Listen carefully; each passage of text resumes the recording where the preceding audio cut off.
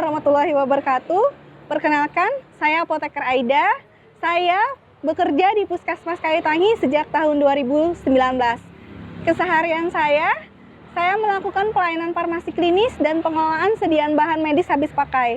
Salah satu kegiatan pelayanan farmasi klinis adalah konseling. Berikut pelayanan konseling yang saya lakukan di Puskesmas Kayu Tangi. Selamat menyaksikan.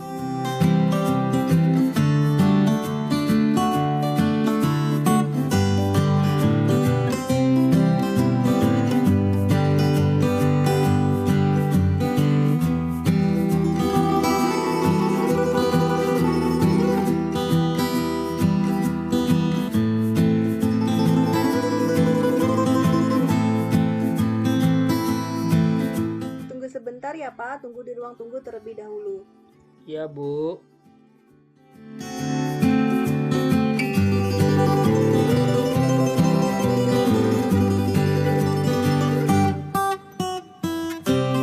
Atas nama Bapak Fahri? Ya Bu. Mohon maaf, yang berobat siapa? Ya, saya sendiri. Berarti benar saya berbicara dengan Pak Fahri. Tanggal lahir Bapak tanggal berapa? Tanggal 25 bulan 1 1959. Apakah Bapak sudah pernah minum obat ini sebelumnya? Belum pernah. Baik Pak, izinkan minta waktu sebentar. Saya akan memberikan informasi dan konseling terhadap obat yang Bapak terima. Baik, kita akan ke ruang konseling ya Pak.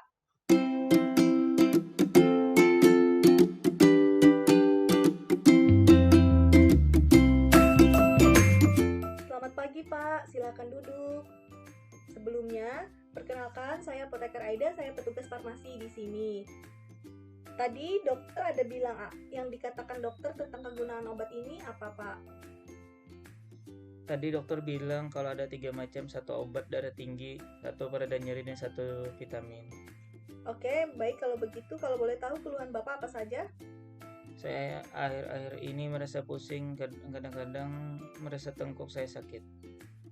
Terus apa harapan dokter setelah Bapak minum obat ini? Kata dokter, kalau nanti setelah minum obat ini tekanan darah saya bisa lebih terkontrol dan tidak merasa pusing lagi.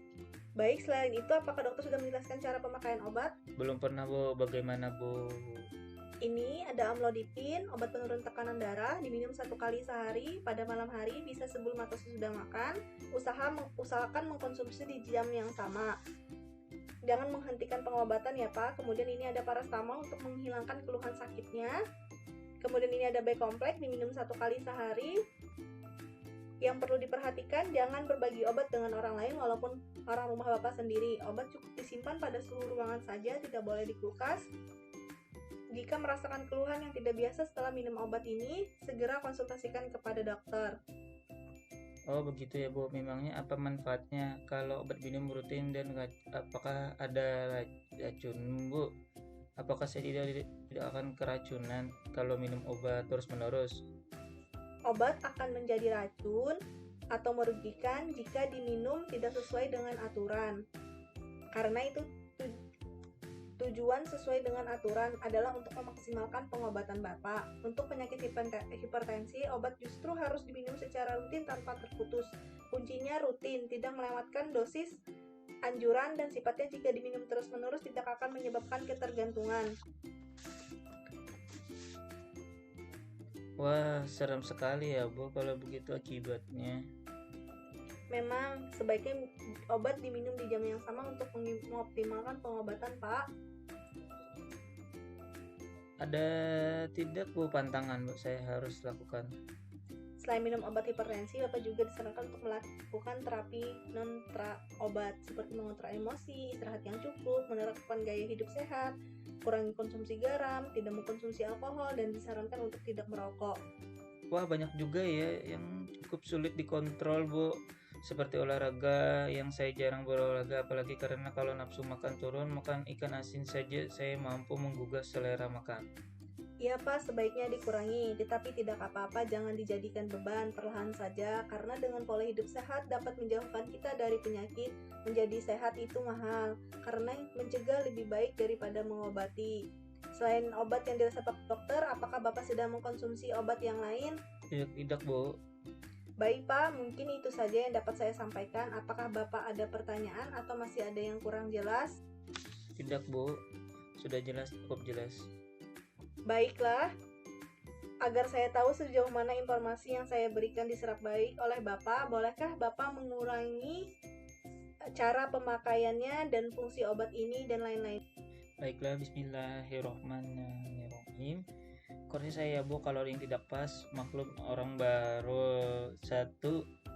Amlodipin untuk penyakit darah tinggi diminum 1 kali sehari setiap pagi sebelum atau sudah makan. Kedaluarsanya Oktober 2022. Efek sampingnya bisa menyebabkan pembengkakan di kaki dan pegangan kaki, kelelahan nyeri dan perut. Tapi efek tersebut tidak terjadi pada setiap orang. Yang kedua, paracetamol untuk menenangkan sakit kepala dan pusing diminum 3 kali sesudah makan jika perlu. Kadaluarsanya September 2022. Efek samping paracetamol jarang terjadi. Yang ketiga, vitamin B kompleks minum 1 kali setiap pagi sesudah makan untuk daya tahan tubuh. Kadaluarsanya Februari 22. Efek samping vitamin B kompleks yang jarang terjadi. Apa lagi ya Bu? Oh ya, tidak boleh berbagi obat walaupun dengan orang rumah. Simpan pada suhu ruangan saja, tidak boleh dalam kulkas. Yang ketiga, diminum obat dengan air putih saja. Terakhir, jika merasakan keluluhan orang tidak biasa setelah minum obat, segera konsultasikan kepada dokter. Sepertinya itu aja sih Bu. Betul sekali. Alhamdulillah informasi yang saya sampaikan dapat Bapak terima dengan baik. Ada lagi yang ingin ditanyakan atau sudah jelas Pak? Tidak ada Bu. Baik Pak, demikian informasi yang saya sampaikan. Semoga tekanan Bapak bisa terkontrol ya Pak. Amin, terima kasih Bu. Sama-sama Pak, mau mengingatkan kembali sebelum obat habis, misalnya sisa 1 atau 2 tablet, sebaiknya konter lagi ke dokter ya Pak. Terima kasih Pak, konseling hari ini saya akhiri. Ini ada obatnya. Terima kasih Pak. Sama-sama Bu.